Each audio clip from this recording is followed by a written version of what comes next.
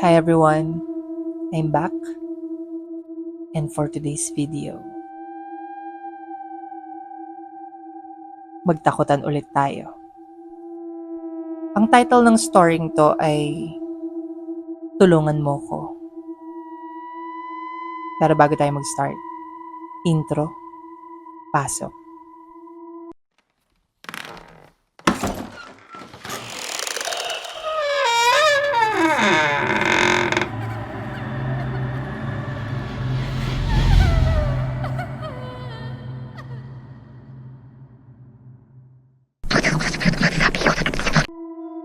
Hi, gusto ko lang i-share yung creepy experience ko.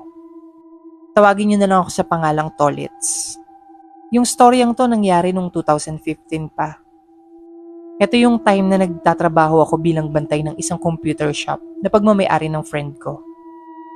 Tawagin na lang natin siya sa pangalang Irvin. Sisimulan ko yung kwento nung time na naghahanap pa lang siya ng magbabantay sa computer shop niya. Dati siyang taga rito sa amin, pero nung naghiwalay na sila nung kinakasama niya, umuwi siya sa lugar nila. Di naman malayo yung tinitira nila kasi katabing barangay lang naman namin. Sabi niya sa akin kung may kakilala daw ba akong gusto magbantay ng computer shop. Sabi ko sa kanya, ako na lang magbabantay ng computer shop mo, total wala naman akong work that time. Maliit lang yung sahod, pero pumayag na rin ako kasi kaysa naman nakatambay lang ako sa amin. Tsaka mahilig rin ako mag-Facebook at magbasa ng mga manga series. Pumayag siya at sabi niya mag-start na daw ako ng Lunes. 7 a.m. to 7 p.m. ang pasok ko. Libre ang lunch and dinner. First day ko bilang bantay, okay naman ang lahat. Yung pwesto ng com shop niya ay isang lumang bahay na nirenovate lang. Hinati nila sa 2 parts yung bahay. Sa harapan ay tindahan at yung kalahati naman ay yung com shop. Di naman ganong kalakihan yung com shop na binabantayan ko. Mga nasa 10 PC lang. Natapos yung araw ko, wala namang kakaibang nangyari. Second day, maaga akong nakarating sa shop.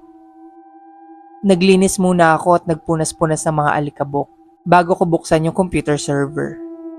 Wala pa namang customer nun kasi maaga pa nga.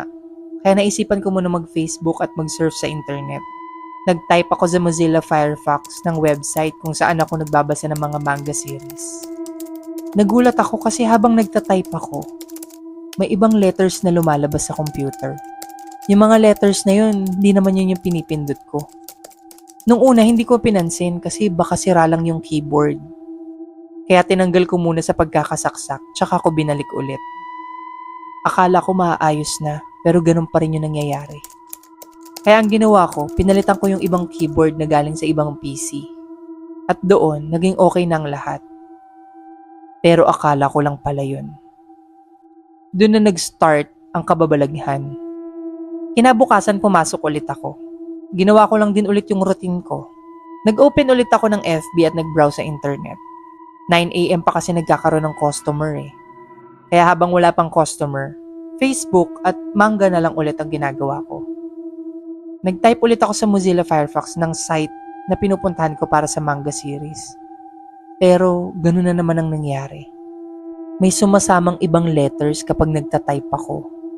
Kaya pinalitan ko ulit yung keyboard, pero ganun pa rin. Nagtatype pa rin siya mag-isa. Sa sobrang bad trip ko, tinigil ko yung pagtatype. At tinignan ko kung ano yung lumalabas sa URL. Nung una mga rumble letters lang. Walang mga salitang nabubuo o mababasa. Pero bigla akong napamura nung mabasa ko sa URL ang mga katagang, tulungan mo ko. Kaya agad akong napapindot ng backspace para mabura. Sabay lipat sa Facebook.